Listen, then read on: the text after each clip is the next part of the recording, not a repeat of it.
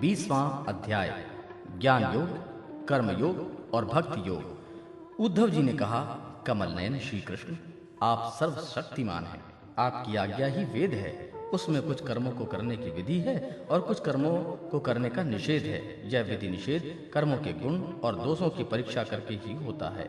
वर्णाश्रम भेद, प्रतिलोम और अनुलोम स्वरूप, वर्ण संस्कार, कर्मों के उपयुक्त और अनुपयुक्त, द्रव, देश, आयु और काल तथा स्वर्ग और नरक के भेदों का बोध भी वेदों से ही होता है।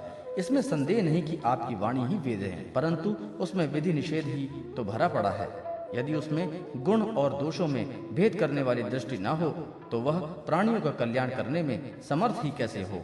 सर्वशक्तिमान परमेश्वर, आपकी वाणी वेद ही पितर, देवता और मनुष्यों के लिए श्रेष्ठ मार्ग दर्शक का काम करता है, क्योंकि उसी के द्वारा स्वर्ग, मोक्ष आदि अदृष्ट वस्तुओं का बोध होता है। और इस विषय में किसका कौन सा साध्य है और क्या साधन, इसका निर्णय भी उसी से होता है। प्रभु, इसमें संदेह नहीं कि गुण और दोषों में भेद दृष्टि आपकी वाणी वेद के अनुसार ही है, किसी की अपनी कल्पना नहीं। परंतु प्रश्न तो यह है कि आपकी वाणी ही भेद का निषेध भी करती है। यह विरोध देखकर मुझे भ्रम हो रहा है। आप कृपा करके मेरा यह भ्रम मिटाइए।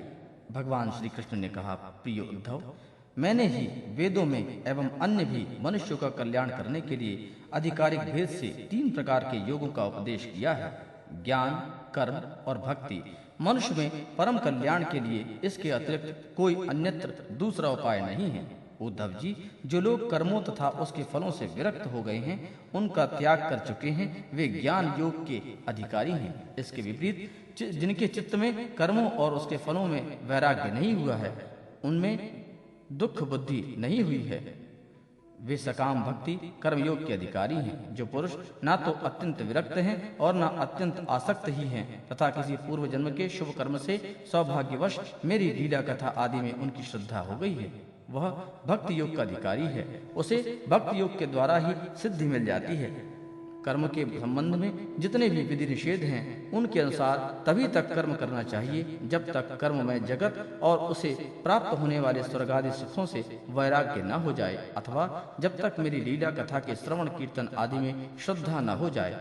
उद्धव, इस प्रकार अपने वर्ण और आश्रम के अनुकूल धर्म में स्थित रहकर यज्ञों द्वारा बिना किसी आशा और कामना के भी मेरी आराधना करता रहे और निषिद्ध कर्मों से दूर रहकर केवल विहित कर्मों का ही आचरण करे तो उसे स्वर्ग या नरक में नहीं जाना पड़ता।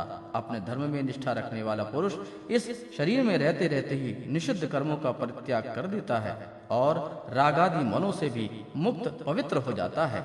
इसी से अनायास ही उसे आत्म साक्षात स्वरूप विशुद्ध तत्व ज्ञान अथवा द्रुतचित्त होने पर मेरी भक्ति प्राप्त हो जाती है। यह विधि निषेध स्वरूप कर्म का अधिकारी मनुष्य शरीर बहुत ही दुर्लभ है। स्वर्ग और नरक दोनों ही लोकों में रहने वाले जीव इसकी अभिलाषा करते रहते हैं, क्योंकि इसी शरीर में अंतःकरण की शुद्धि होने पर ज्ञान अथवा भक्ति की प्राप्ति हो जाती है।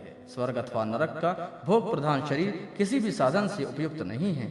बुद्धिमान पुरुषों को ना तो स्वर्ग की अभिलाषा करनी चाहिए और ना ही नरक की, और तो क्या इस मनुष्य शरीर की भी क्या कामना करनी चाहिए, क्योंकि किसी भी शरीर में गुण बुद्धि और अभिमान हो जाने से अपने वास्तविक स्वरूप की प्राप्ति के साधन में प्रमाद होने लगता है। यद्यपि मनुष्य शरीर है तो मृत्युग्रस्त ही है, परंतु इसके द्वारा परमार्थ की सत्य वस्तु की प्राप्ति हो सकती है। बुद्धिमान पुरुष को चाहिए कि वह यह बात जानकर मृत्यु होने के पूर्व ही सावधान होकर ऐसी साधना कर ले जिससे वह जन्म मृत्यु के चक्कर में सदा के लिए छूट जाए, मुक्त हो जाए। यह शरीर एक वृक्ष है, इसमें घोंसला बनाकर जीव रूप पक्षी निवास करता है। इसे यमराज के दूत प्रतिक्षण काट रहे हैं। जैसे पक्षी कटते हुए वृक्ष को छोड़कर उड़ जाता है, वैसे ही अनासक्त जीव भी इस शरीर को छोड़कर मोक्ष का भागी बन जाता है, परंतु आसक्त जीव दुख ही भोगता रहता है। प्रिय उद्धव, ये दिन और रात क्षण क्षण में शरीर की आयु को क्षीण कर रहे हैं। यह जानकर भी जो भय से कांप उठता है, वह व्यक्ति इसमें आसक्ति छोड़कर परम तत्व का ज्ञान प्राप्त कर लेता है और फिर इसके जीवन मरण के निरपेक्ष होकर अपने आत्मा में ही शांत हो जाता है। यह मनुष्य शरीर समस्त शुभ फलों की प्राप्ति का मूल है और अत्यंत दुर्लभ होने पर भी अनायास सुलभ हो गया है। इस संसार सागर से पार जाने के लिए यह एक सुदृढ़ नौका है। शरण ग्रहण मात्र से ही गुरुदेव इसके केवट बनकर पतवार का संचालन करने लगते हैं और स्मरण मात्र से ही मैं अनुकूल वायु के रूप में इसे लक्ष्य की ओर बढ़ाने लगता हूँ। इतनी सुविधा होने पर भी जो इस शरीर के द्वारा संसार सागर से पार नहीं हो जाता, वह तो अपने हाथों अपने आत्मा का हनन अध्यह पतन कर रहा है। प्रिय उद्धव, जब पुरुष दोष दर्शन के कारण कर्मों से उद्विग्न और विरक्त हो जाए, तब जितेंद्रिय होकर वह योग में स्थिर हो जाए और अभ्यास आत्मानुसंधान के द्वारा अपना मन मुझ परमात्मा में निश्चल रूप से धारण करे, तब स्थिर करते समय मन चंचल होकर इधर उधर भटकने लगे, तब झटपट बड़ी सावधानी से उसे मनाकर, समझा बुझाकर, फुसलाकर अपने वश में कर ले। इंद्रियों और प्राणों को अपने वश में रखे और मन को एक क्षण के लिए भी स्वतंत्र न छोड़े, उसकी एक एक चाल, एक एक हरकत को देखता रहे। इस प्रकार सत्व संपन्न बुद्धि के द्वारा धीरे धीरे मन को अपने वश में कर लेना चाहिए। जैसे सवार घोड़े को अपने वश में करते समय उसे अपने मनोभाव की पहचान कराना चाहता है, अपनी इच्छा के अनुसार उसे चलाना चाहता है और बार बार फुसलाकर उसे अपने वश में कर लेता है, वैसे ही मन को फुसलाकर उसे मीठी मीठी बातें सुनाकर वश में कर लेना ही परम योग है। सांख्य शास्त्र में प्रकृति से लेकर शरीर पर्यंत सृष्टि का जो क्रम बतलाया गया है, उसके अनुसार सृष्टि चिंतन करना चाहिए और जिस क्रम से शरीर आदि का प्रकृति में लय बताया गया है, उस प्रकार लय चिंतन करना चाहिए। यह क्रम तब तक जारी रखना चाहिए जब तक मन शांत स्थिर न हो जाए। जो पुरुष संसार से विरक्त हो गया है और जिसे संसार के पदार्थों में दुख बुद्धि हो गई है, वह अपने गुरुजनों के उपदेश को भली भांति समझकर बार बार अपने स्वरूप को ही चिंतन में संलग्न रहता है। इस अभ्यास को बहुत शीघ्र ही उसका मन अपनी वह चंचलता जो अनात्मा शरीर आदि में आत्मबुद्धि करने से हुई है, छोड़ देता है। यम, नियम, आसन, प्राणायाम, प्रत्याहार, धारणा, ध्यान, समाधि आदि योग मार्गों से वस्तु तत्व का निरीक्षण परीक्षण करने वाली आत्मविद्या से तथा मेरी प्रतिमा की उपासना से अर्थात कर्म योग, ज्ञान योग और भक्ति योग से मन परमात्मा का चिंतन करने लगता है और कोई उपाय नहीं है। उद्धव जी, वैसे तो योगी कभी कोई निंदित कर्म करता ही नहीं, परंतु यदि कभी उसने प्रमादवश कोई अपराध बन जाए तो योग द्वारा उस पाप को जला डाले। कृच्छ, चंद्रायण आदि दूसरे प्रायश्चित कभी न करे। अपने अपने अधिकारों में से जो निष्ठा है वही गुण कहा गया है। इस गुण दोष और विधि निषेध के विधान से यही तात्पर्य निकलता है कि किसी प्रकार विषयासक्ति का परित्याग हो जाए, क्योंकि कर्म तो जन्म से ही अशुद्ध है, अनर्थ के मूल हैं। शास्त्र का तात्पर्य उसका नियंत्रण नियमन ही है। जहाँ तक हो सके प्रवृत्ति का संकोच ही करना चाहिए। जो साधक समस्त कर्मों से विरक्त हो गया हो, उनमें दुख बुद्धि रखता हो, मेरी लीला कथा के प्रति श्रद्धालु हो और यह भी जानता हो कि सभी भोग और भोग वासनाएं दुख स्वरूप हैं, किंतु इतना सब जानकर भी जो उसके परित्याग में समर्थ ना हो, उसे चाहिए कि उन भोगों को तो भोग ले, परंतु उन्हें सच्चे हृदय से दुखजनक समझे और मन ही मन उनकी निंदा करे तथा उन्हें अपना दुर्भाग्य ही समझे। साथ ही इस दुविधा की स्थिति से छुटकारा पाने के लिए श्रद्धा, दृढ़ निश्चय और प्रेम से मेरा भजन करे।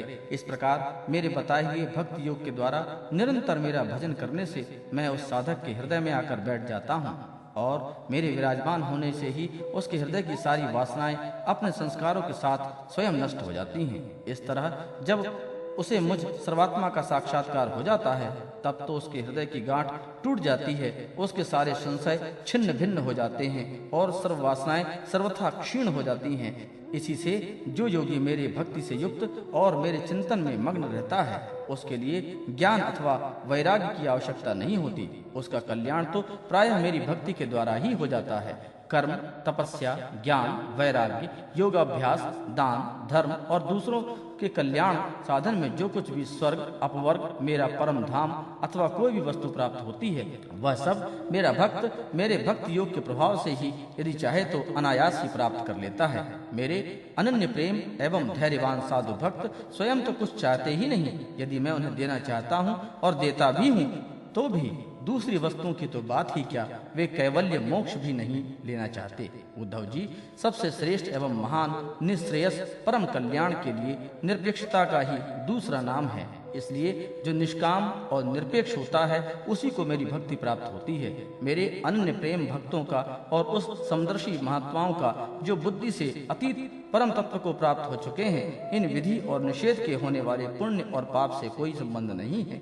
इस प्रकार से जो लोग मेरे बताए हुए इन भक्ति, ज्ञान और कर्म मार्गों का आश्रय लेते हैं, वे मेरे परम कल्याण स्वरूप धाम को प्राप्त होते हैं, क्योंकि वे परम ब्रह्म तत्व को जान लेते हैं।